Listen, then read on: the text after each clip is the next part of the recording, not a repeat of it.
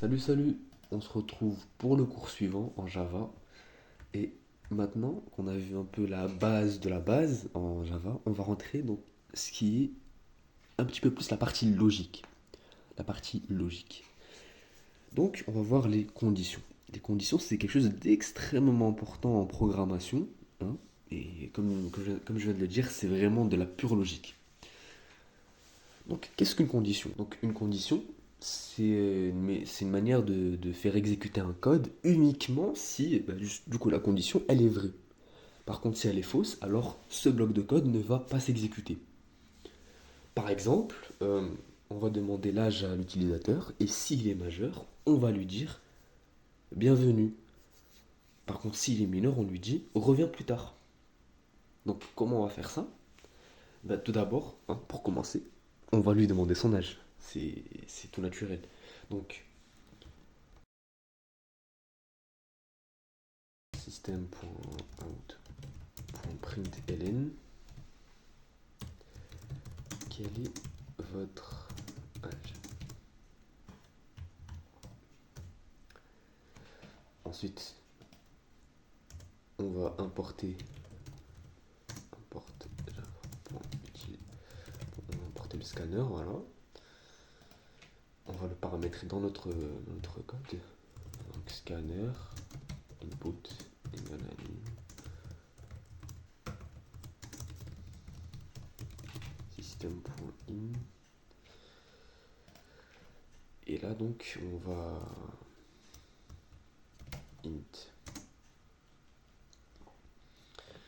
int age égale à input.nextInt. Voilà, donc là on scanne sa réponse. Maintenant on va créer une condition. Donc, vu que c'est en anglais, tout simplement, c'est if. Donc, si son âge est supérieur à 18, ça c'est la condition, alors on lui print la phrase tu peux entrer. Tu peux accéder au site, tu peux entrer dans le bâtiment, peu importe. Si par contre son âge est inférieur à 18, on lui dit ciao, au revoir, reviens plus tard. Donc, pour ça, on va faire la condition. Donc, vu que c'est en anglais, donc c'est if, et là, la condition, elle se met dans la parenthèse. Donc, on va faire entre parenthèses. C'est très important Java. Donc, if, entre parenthèses, on met la condition. Donc, si telle condition est vraie, alors tac, tac, tac. Sinon, tac, tac, tac. Voilà, vous avez compris un peu le concept. Donc, if, if âge est quoi? Supérieur à 18. Donc, tout simplement avec ce symbole, voilà. Supérieur à 18, on va mettre des espaces pour que ce soit plus lisible. Donc si son âge est supérieur à 18, alors on va ouvrir, un peu comme ce qu'on avait vu tout à l'heure avant, hein. Donc ces accolades, il me semble, oui ce sont des accolades. Donc si l'âge est supérieur à 18 ans, alors on lui print system.out.println, tu peux manger un kebab, bienvenue. Ah je sais pas écrire, hein. Kebab, voilà. Bienvenue. Et point virgule à la fin.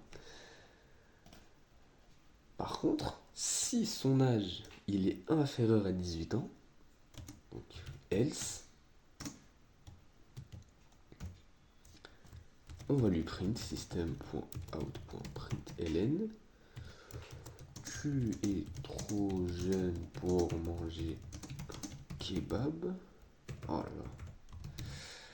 Reviens plus tard. Tac, tac. Voilà. Donc si l'âge de l'utilisateur est supérieur à 18 ans, on va exécuter cette ligne de code, à savoir printer la phrase tu peux manger un kebab, bienvenue. Sinon, si son âge il est inférieur à 18 ans, parce qu'il n'y a que deux possibilités, soit c'est supérieur à 18, soit c'est inférieur à 18 ans. Si c'est. Ah par contre j'ai oublié un petit détail, c'est supérieur ou égal, hein, parce qu'on est majeur à partir de 18 ans, pas à partir de 19 ans.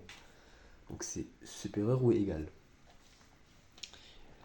Sinon, donc si c'est inférieur de 18 ans, si c'est en dessous de 18 ans, alors on print la phrase tu es trop jeune pour manger un kebab, reviens plus tard. Voilà, voilà. Euh, Maintenant, on va voir un autre truc, c'est le else if. Le else if, lui, ça permet de faire plusieurs conditions. Par exemple, au lieu de faire directement si, alors, sinon, donc ne donner que deux possibilités, on peut donner plusieurs possibilités. Par exemple, si telle condition, si condition 1 est vraie, alors bloc de code. Sinon, si condition 2 est vraie, alors bloc de code. Sinon, si condition 3 est vraie, alors bloc de code. Sinon, si aucune des trois conditions n'est vraie, donc sinon, bloc de code. En gros, tout ce que je viens de dire, ça se traduit littéralement donc en if, donc si, non, si condition 1. Bon, il y aura plein d'erreurs parce que j'ai. Bon, au pire, je vais mettre ça en. Comme ça, voilà. Donc, tout ce qui est en gris, écoutez bien. Écoute bien. Donc, si la condition 1, elle est vraie, alors, bloc de code.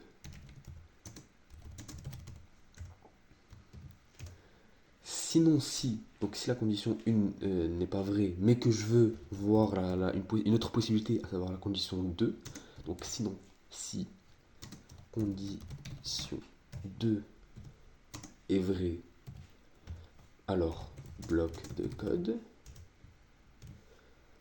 Et si aucune de ces deux conditions, bon, je peux très bien ajouter une autre condition, hein, condition 3, 4, 5, autant que je veux, mais si aucune de toutes ces conditions n'est vraie, donc sinon,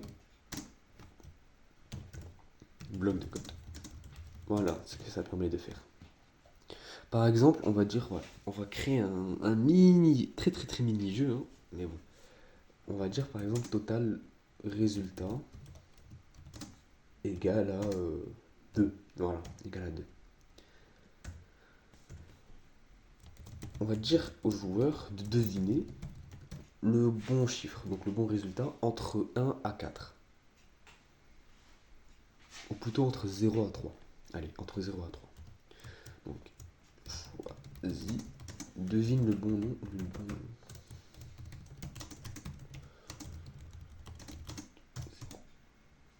1, 4. On va scanner, donc int tentative égale à input.nextInt. Donc là, on va scanner sa réponse. Et donc, si sa réponse, la tentative, est égale à 0, on va print system.out.println faux. Sinon, si else if tentative égale à 1, etc., etc. Voilà. Et à la fin, si aucune des bonnes réponses n'est juste, bah voilà, tout simplement. Et par contre, évidemment, on peut faire ça autrement, hein. Au lieu d'écrire plein de conditions, else if et tout, on peut tout faire en une seule condition. Donc, si tentative égale à. Donc, s'il donne directement donne la bonne réponse, on lui dit t'as gagné, voilà, t'as gagné. Sinon, t'as faux, voilà. On peut tout faire en deux conditions. Mais moi, c'était juste pour montrer l'exemple du else if. Voilà. Voilà. Merci et on se retrouve pour le prochain cours.